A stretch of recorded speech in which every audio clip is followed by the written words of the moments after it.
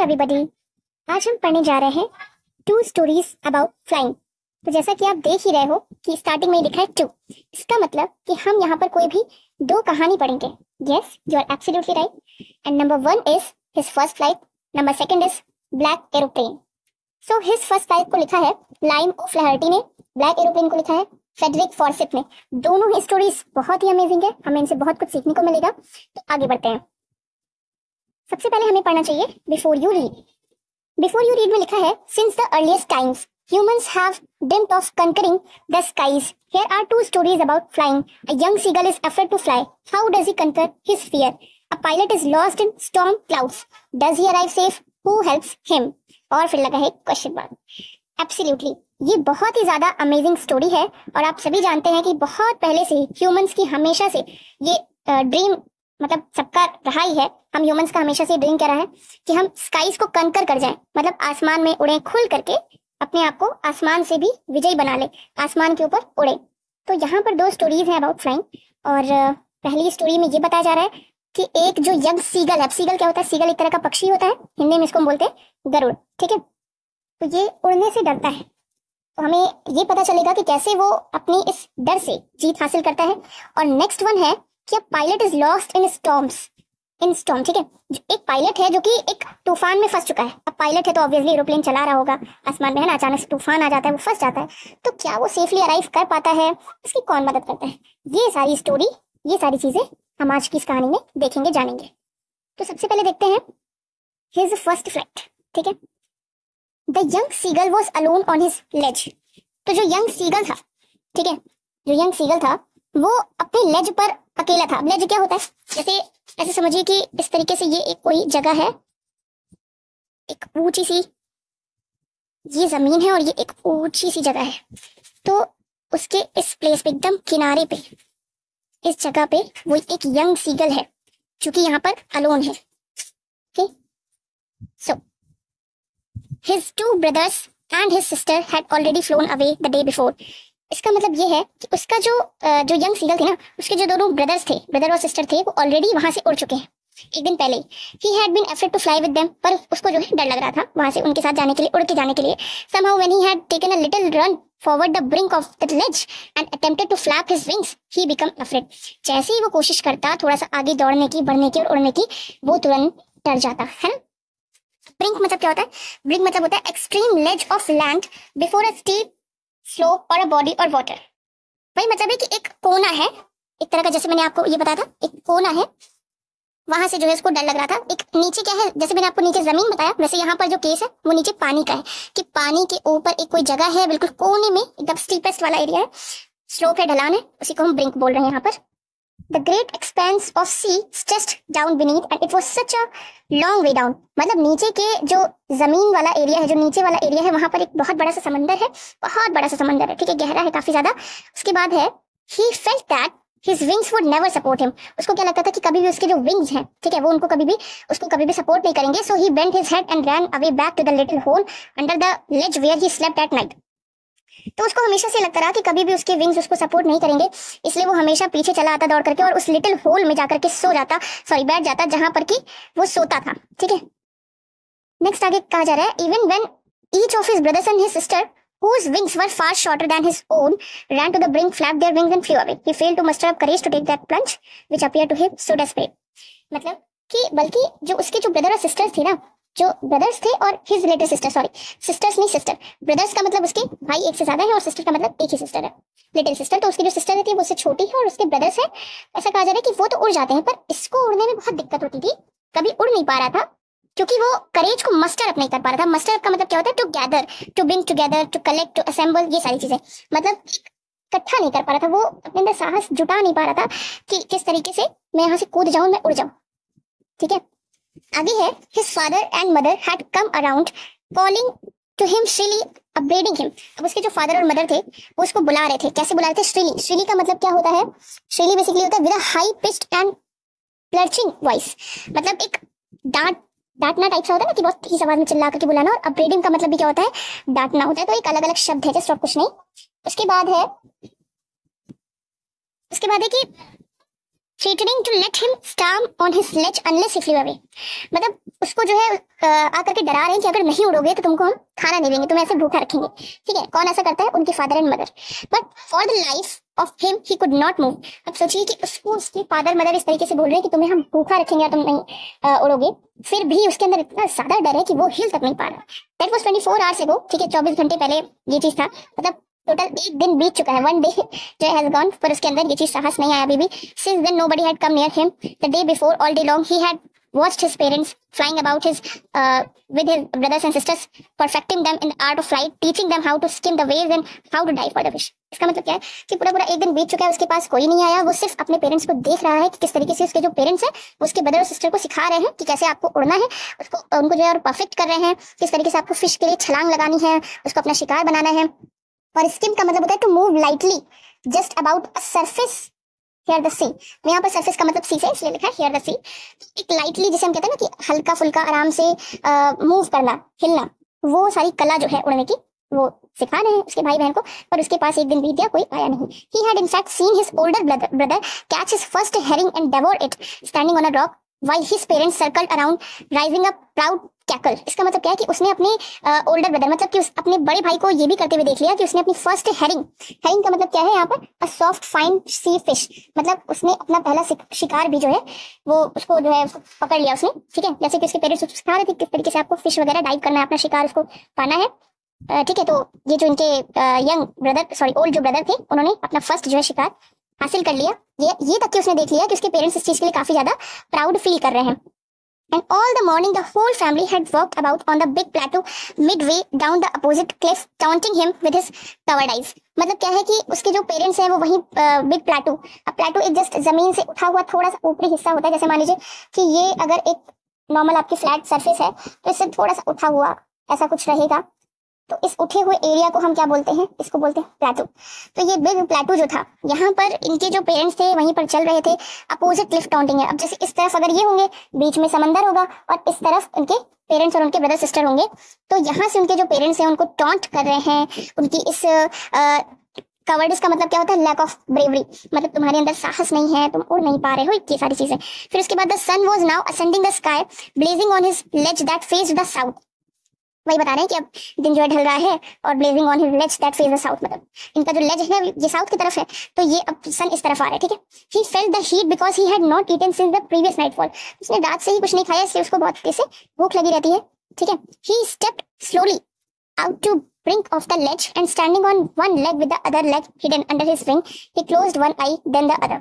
क्या होता है कि वो आता है लेज के पास आता है। ठीक है, लेज मैंने आपको बताया था, लेज के पास आता है, एक लेग पर खड़ा होता है, दूसरा जो लेग रहता है अपना उसको वो छुपा लेता है अपनी विंग में, अपने जो उसके पंख रहते हैं उसमें छुपा लेता है, अपनी एक आंखें बंद करता है और फिर दूसरी भी बंद कर लेता है।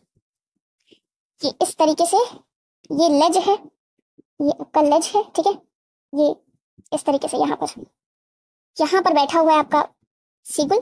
ठीक है, ये यहाँ पर इनके जो माता पिता भाई बहन जो भी है सब यहाँ पर है। ठीक, उसके बाद क्या है? Pretended to be falling asleep। तो वो एक पैर पर जैसे खड़ा होता है, दूसरा वाला पैर छुपा लेता है, एक आंख बंद करता है, फिर दूसरी बंद करता है, प्रिटेंड करता है, मतलब ऐसा दिखाता है कि भाई मैं सो गया हूँ। Still they took no notice of him. इसके बावजूद भी वो लोग उस पर नोटिस नहीं करते। मतलब वो ऐसा क्यों कर रहा है? वो चाहता है कि जो मेरे पेरेंट्स हैं या जो सब लोग हैं वहां पर जो भी कर रहे हैं वो मेरे ऊपर नोटिस करें। ठीक है, he saw his two brothers. अब देखिए यहाँ पर क्लियर कर दिया गया कि उसके पास दो भाई हैं और उसकी एक बहन है। ठीक है, इस चीज को आपको याद रखना है। He saw his two brothers and his sister lying on the plateau dozing with their heads sunk into their necks. ठीक है, क्या हुआ कि अब वो अपने भाई और बहन को क्या करते हुए देख रहा है? Dosing with their heads. Dosing का मतलब होता है sleep lightly with their heads sunk into their next, मतलब अपने नेक्स में सर को ऐसे संक करके। ठीक है, वो देख रहा है कि किस तरीके से उसके जो भाई बहन है आराम से मस्त सो रहे हैं। ठीक है, his father was preening the feathers on his white back। preening का मतलब क्या होता है? बेसिकली preening का मतलब होता है making an effort to maintain feather. उनके जो फादर हैं वो अपना फेदर वेदर जो अपना उनका है पंख जो भी है उनका उसको अच्छे से परफेक्ट करे, सही कर रहे हैं। On his white back, colour बताया जा रहा है कि व्हाइट कलर के हैं अपना। ठीक है, उसके बाद only his mother was looking at him. सिर्फ उनकी जो मदर थी ना वो उनके ऊपर देख रही थी, उनको उनके ऊपर नजर रख रही थी। तो यहाँ पे थोड़ा सा मातृत्व भाव दिखाया जा रहा है कि मदर जो है किसी भी कंडीशन में अपने चाइल्ड को नहीं छोड़ती है।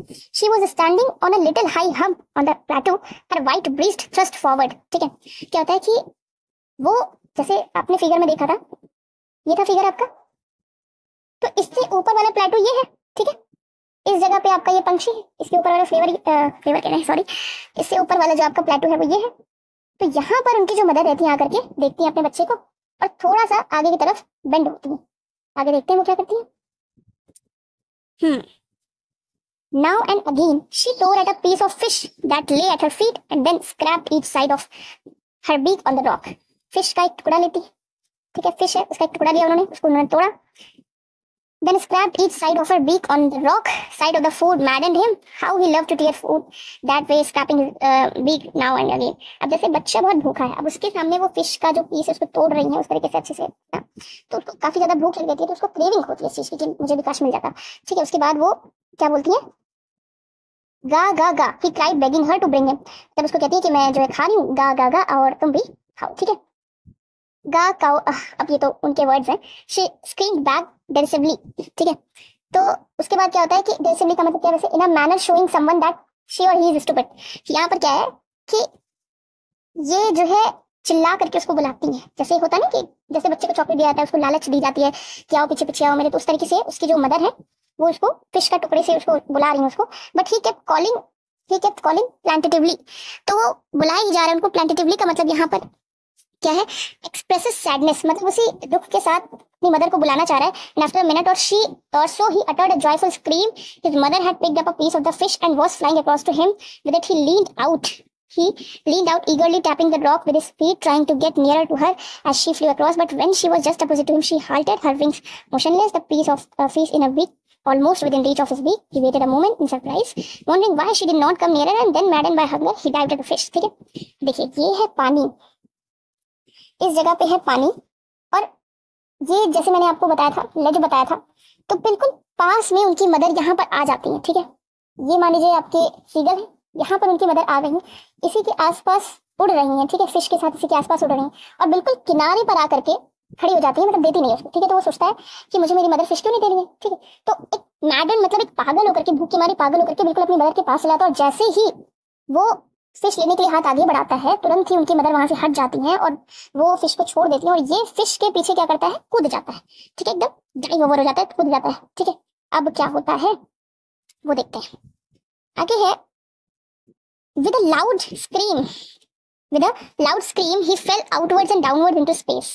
ठीक है, पानी में वो अब गिर चुका है, एकदम से चिल्ला करके पानी में गिर चुका है। Then a monstrous terror seized him। अब monstrous terror में एकदम भयानक वाला बिल्कुल उनके अंदर डर आ चुका है कि अरे ये क्या हो गया, ठीक है। And his heart stood still, एकदम दिल बिल्कुल थम चुका है उनका। He could hear nothing, कुछ भी सुनाई नहीं दे रहा है, ठीक है। कुछ मिनट्स के लिए ऐसा होता है, अगले ही मोमेंट क्या होता है, उसके जो विंग्स होते हैं वो खुलने लगते हैं, जो विंड होती है rushed against his breast feathers then under his stomach and against his wings.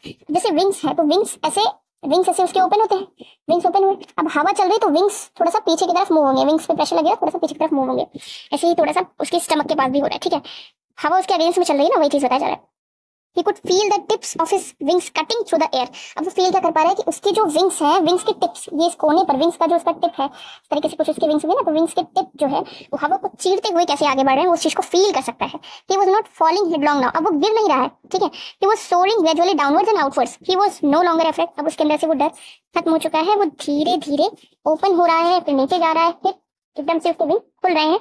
He just felt a bit dizzy, ठीक है, हल्का सा वो डिजी फील करता है, डिजी मतलब अनकंफर्ट फील करता है थोड़ा सा, कि बैलेंस की वजह से। जैसे आप ऐसे समझिए कि जब आप फर्स्ट टाइम आपने जब कभी भी अगर साइकिल आपने चलाया हो तो एकदम से होता है ना कि कैसे हम गिर ना जाएं, तो वो बैलेंस, वो भी एक डर थोड़ा सा रहता है, भले हम पैडल मारने लगते हैं पर थोड़ा सा वो डर रहता है कि अभी हम गिर ना जाएं, तो वही डर अभी उसके पास है, क्योंकि एकदम से उसकी मम वहां से हट गई और वो पानी में गिरा और एकदम से सब कुछ चेंज हो गया। तो वो then he flapped his wings once and he soared upwards, ga ga ga ga ga ga ga call ah.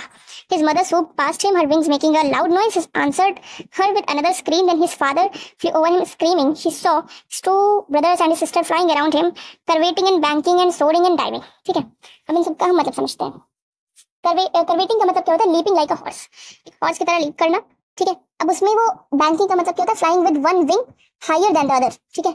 जैसे एक कंपटीशन टाइप का आप समझ सकते हैं वो चीज, सोरिंग चिल्ला रहा है, डाइविंग कूद रहा है, ये सारी चीजें। तो उसके किस तरीके से जब वो उड़ता है तो उसके जो फादर हैं वो भी उसके आसपास ऐसे ऐसे फ्लाई कर रहे हैं, उसके जो ब्रदर हैं, उसके सिस्टर ब्रदर्स जो है उसके सिस्टर है, सब उसके आसपास जो है फ्लाई कर रहे हैं। and he completely forgot that he had not always been able to fly and commanded himself to dive and soar and curve and striking still. ठीक है, वो एकदम से भूल जाता है, उसको एकदम से बिल्कुल याद ही नहीं होता ये चीज कि उसको उड़ना भी नहीं आता था। ठीक है, वो एकदम से फ्री है, अच्छे से वो चिल्लाता है, अच्छे से एक कर्व लेकर ऐसे ऐसे करके उड़ना नहीं होता है, तो मैं ऐसे नहीं ऐसे ऐसे उड़ूंगा, सब एक लेते हुए उड़ता है। ठीक है, अच्छे से अपने आप को बिल्कुल कंफर्ट फील कराता है। He was near the sea now, flying straight over it, facing straight out over the ocean, so vast green sea beneath him with little ridges। क्या होता है कि अब वो सी के बिल्कुल पास है, समंदर के एकदम नजदीक है वो, ये आपका समंदर था, इसके समंदर के बिल्कुल नजदीक है वो।